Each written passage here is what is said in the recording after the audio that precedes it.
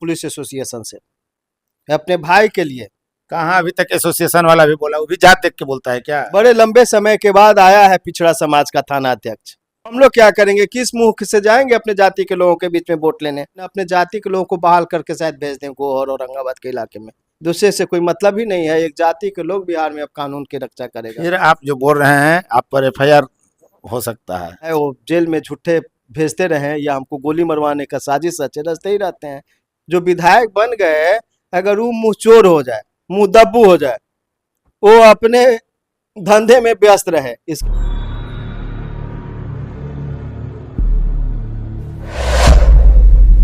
नमस्कार, मैं उपेंद्र कश्यप और आप देख रहे हैं फोर्थ व्यूज। आज मेरे साथ हैं श्याम सुंदर जी, क्राइम रिपोर्टर रहे हैं। अभी इनकी पत्नी जिला परिषद की सदस्य हैं और बिहार की एक चर्चित घटना है सिंघाड़ी, जहां पुलिस वालों ने ग्रामीणों को पीटा, ग्रामीणों ने पुलिस वाले को पीटा। सस्पेंड वह दरोगा हुआ जो मारपीट में घायल हुआ था। पुलिस की कार्रवाई पर भी सवाल है, ग्रामीणों द्वारा जो घटना को अंजाम दिया गया उस पर भी सवाल है, और सबसे बड़ा सवाल तो यही है कि जो घायल है वही सस्पेंड हुआ। इस केस में दरोगा भी निलंबित हो गए हैं और घटनास्थल पर जाने वाले 112 के जो दरोगा थे मंडल, वो भी निलंबित है।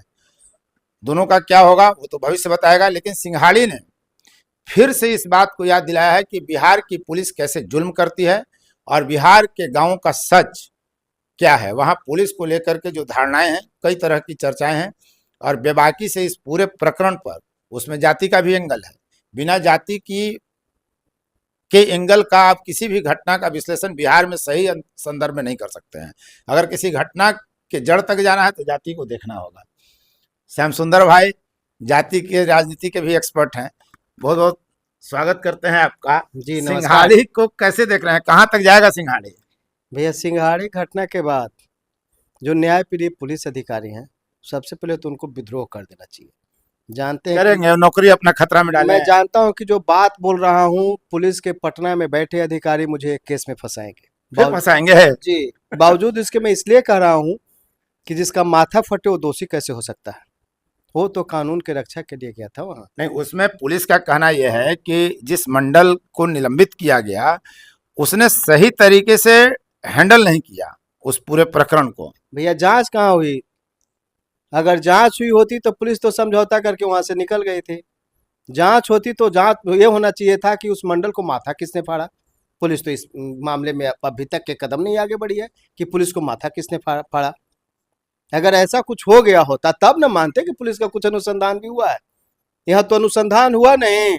मुख्यालय में बैठे सरकारी जात के अधिकारी जो हैं, अपने ही चहेते अधिकारी को यहाँ भेजे। क्या औरंगाबाद का एसपी बेईमान है? क्या मगध का आईजी बेईमान है? क्या दाऊदनगर का एसडीपीओ बेईमान है?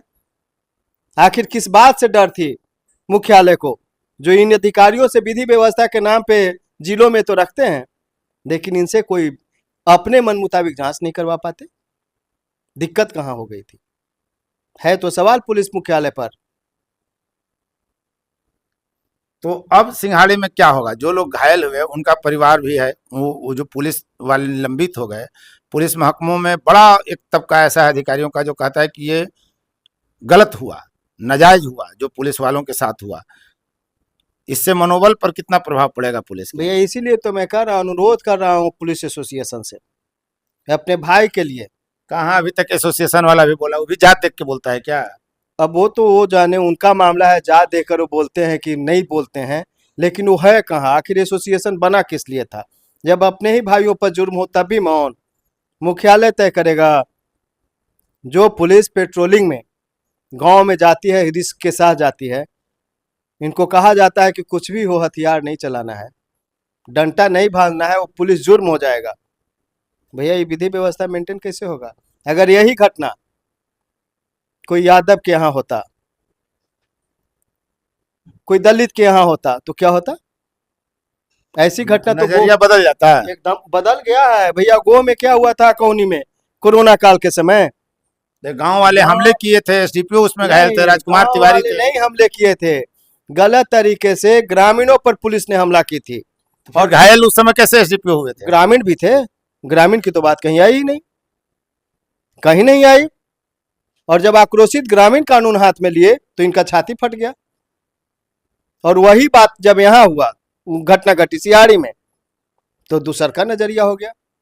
मतलब आपका कहने का मतलब यह है कि हर घटना में जाति के हिसाब से कानून को लागू किया जाता है, निर्णय लिए जाते हैं कि कार्रवाई कैसे करनी है। एकदम 100%। बिहार से जाति खत्म हो जाए तो इनके जो आका पटना में बैठे हुए हैं, इनकी पत्नी का साड़ी नहीं खरीदेगा। हालात ऐसी है, जाति का जहर इन लोगों ने फैला रखा है। और ना सिर्फ राजनीति में, पूरा पुलिस महकमा जातियों में बटा हुआ है।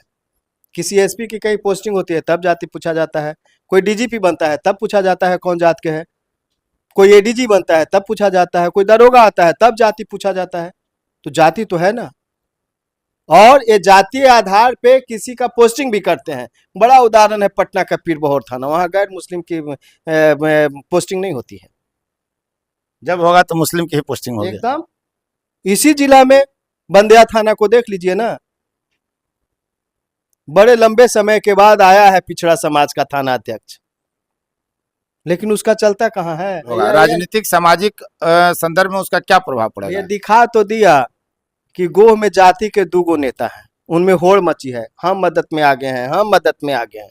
लेकिन उनको नहीं दिखा विवाद का असली जड़, उनको नहीं दिखा गोह में के विभिन्न इलाकों में जो दलितों और पिछड़ों पर अत्याचार हो रहा है, सत्ता संरक्षित अत्याचार हो रहा है, वो उनको नहीं दिखा। उनको दिखा कि हमारी जाति के महिलाओं के साथ हुआ है।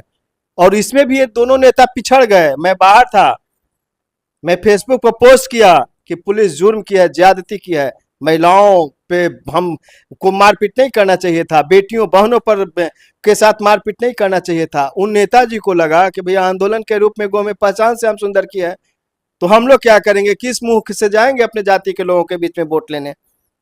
हम कहे थे कि 6 अप्रैल तक अगर इंसाफ नहीं मिला महिलाओं को तो किसी भी सूरत में, हर हाल में हम सड़क पे उतरेंगे। लेकिन हुआ उल्टा, इंसाफ नहीं हुआ, एक जाति को सेफ किया गया और दरोगा को, पुलिस को, सबको जातीय चश्मे से देखा गया। जाति का आरोप तो आप पर भी लगता है। अभी तो जातिवादी ही पोस्ट करते हैं, जाति का पक्ष लेते हैं, जाति की राजनीति गोह में करते हैं। आप पर भी जिनके तरफ आपका इशारा है उन लोगों का भी तो यही आरोप है कि जातीय आग लगा रहे हैं श्याम सुंदर। भैया कई बार आपके खिलाफ पुलिस में मुकदमे भी हुए। भैया अगर मैं जात की बात करता तो सिंघाड़ी घटना पर इन नेताओं से आगे कैसे हो जाता। तो आपको वोट की राजनीति कर रहे होंगे वहां पे, लाभ हानि देख हमको पता है कि भूमिहार मुझे वोट करेगा नहीं, मुझे इस बात को पता है। लेकिन हमारे जेहन में है संविधान, हमारे जेहन में है न्याय, तब हम आगे आए। और जो लोग हम पर जाति की बात करते हैं, बंदिया थाना नक्सल की फैक्ट्री बन चुका था एक जाति के इशारे पर, तब किसी को नहीं दिखा, श्याम सुंदर को दिखा। वोट के लिए महदीपुर में घटना घटी, एक यादव जाति को लोग मारा गया, हत्यारा के साथ खड़ा हो गया जातिवादी नेता। श्याम सुंदर तो न्याय के लिए खड़ा हुआ और तब श्याम सुंदर को ही जेल भेज दिया गया। हत्यारा बाहर घूमता रहा और शायद इस जिले का की पहली घटना होगी जिसमें जेल में मुझे हत्यारे की गिरफ्तारी के लिए भूख हड़ताल पे बैठना पड़ा। लेकिन जाति के जो नेता थे वो बचा रहे थे उन हत्यारों को। श्याम सुंदर पे कभी नहीं लग सकता है, चाहे भूमिहार हो, राजपूत हो, दलित हो, मुसलमान हो, जिस किसी पर जुर्म हुआ है बढ़ चढ़ के न्याय की लड़ाई हम लड़े हैं और आगे भी लड़ेंगे। सिंघाड़ी के बाद पुलिस का मनोबल जो टूटा, अभी बिहार विधानसभा का चुनाव होना है और ये पूरा इलाका सिंघाड़ी के 10-20-50 किलोमीटर अगर रेडियस में हम देख लें तो पूरा नक्सल बेल्ट रहा है, क्रांति की भूमि इसको बताई जाती है। तो अब पुलिस का जब मनोबल टूटेगा, कार्रवाई करेगी पुलिस, दंडात्मक कार्रवाई पुलिस के खिलाफ हो जाएगी, तो अब आगे कैसे होगा। वो तो मुख्यालय में बैठे लोग समझे ना, अपने जाति के लोगों को बहाल करके शायद भेज दें गोहर और औरंगाबाद के इलाके में, दबाव में बेचारे रहेंगे, क्या करेंगे, दूसरे से कोई मतलब ही नहीं है। एक जाति के लोग बिहार में अब कानून की रक्षा करेगा। फिर आप जो बोल रहे हैं आप पर एफआईआर हो सकता है। भैया ये लोग करते रहे, वो आदत से मजबूर है तो हम भी आदत से मजबूर है। हमारी आवाज दबाने के लिए वो एफआईआर करते रहेंगे और हम सच बोलने के लिए एफआईआर करवाते रहेंगे। इस बात का मुझे कोई डर नहीं है, चाहे वो जेल में झूठे भेजते रहें या हमको गोली मरवाने का साजिश रचे, रचते ही रहते हैं। पूरी राजनीति आपका जो गोह में हो रहा है, आपके ही लोग कह रहे हैं कि विधायक बनने के लिए कर रहे हैं। भैया विधायक बनने के लिए हम तो रोड पर हैं। जो विधायक बन गए, अगर वो मुंह चोर हो जाए, मुंह दब्बू हो जाए, वो अपने धंधे में व्यस्त रहे। इसका ही मतलब थोड़ी है कि उन लोगों के चलते गोह को टूर छोड़ दिया जाए। गोह इंसाफ पसंद जगह रहा है। इतिहास बदला है 77 में 8 लोगों का खून देकर, जिंदगी दी है, शहादत दिया है। चुनाव आयोग को उन 8 को तो पुरस्कृत करना चाहिए था, लेकिन बूथ लिटोरे से जो मारे गए 8 लोग सागरपुर बूथ पर 77 में, वो यादव जाति के थे। उस समय के सरकार में अगर रहते कांग्रेसी और रहते अपर क्लास कास्ट के लोग, तो निश्चित तौर पे चुनाव आयोग और जिला प्रशासन उनको प्रशस्ति पत्र देता, उस पीड़ित परिवार को देता। लेकिन बूथ लिटोरे को गोली से मारे जाने वाले लोग यादव जाति के थे, किसी ने उसकी परवाह नहीं किया। उन लोगों ने अपनी इसीलिए 10 जून 2077 की घटना को अब आप भुनाने निकले हैं। मैं भुनाने नहीं निकला हूं, मैं इस चुनाव आयोग को एहसास कराने निकला हूं कि कौन आपके साथ खड़ा है। असली ब्रांड एम्बेसडर ये लोग हैं जी, लोकतंत्र को बचाने वाले असली लोग यही लोग हैं। और ऐसे शहादत को याद नहीं किया जाएगा तो बहुत दिन तक यह लोकतंत्र। सागरपुर घटना पर फिर हम श्याम सुंदर जी से बात करेंगे इस पर विशेष। एक बात आप फोर्थ व्यूज के दर्शकों को बता दें कि सागरपुर में 10 जून 1977 को जो घटना घटी थी, भारत की पहली ऐसी घटना है जब बूथ लूटने वालों के खिलाफ एक समुदाय समाज पूरा खड़ा हुआ और वोट देने के लिए संघर्ष किया और कई लोग मारे गए। मिनिमम 8 की संख्या आती है, लेकिन मारे जाने वालों की संख्या काफी थी।